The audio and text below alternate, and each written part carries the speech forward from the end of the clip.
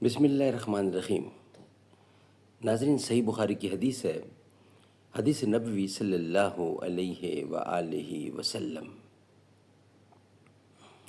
روزے کے متعلق یہ حدیث ہے، یعنی کہ کل جمعرات کا روزہ، اس کی کیا اہمیت ہے اور اس کی کیا فضیلت ہے۔ کل جمعرات کا روزہ نمبر 1، جسے رکھنا سنت نبوی ہے۔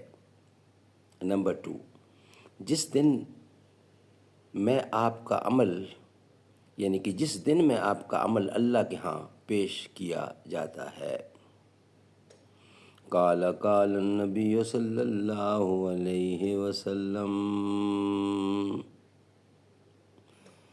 اللہ کے نبی محمد الرسول اللہ صلی اللہ علیہ وسلم ارشاد فرماتے ہیں، سوموار یعنی پیر اور جمعرات کے روزوں کے متعلق رسول اللہ صلی اللہ علیہ وسلم کا فرمان ہے کہ ان دنوں میں انسان کا عمل اللہ کے ہاں پیش ہوتا ہے۔ میں چاہتا ہوں کہ میرا عمل پیش ہو تو میں روزے سے ہوں۔ سبحان اللہ، سبحان اللہ۔ ہم بھی اس سنت نبوی پر عمل پیرا ہوتے ہوئے کل کا روزہ رکھیں۔ سبحان اللہ، سبحان اللہ۔ قال النبی صلی اللہ علیہ وسلم، انا خاتم النبیین لا نبی بعدی، میں آخری نبی ہوں، میرے بعد کوئی نبی نہیں آنے والا۔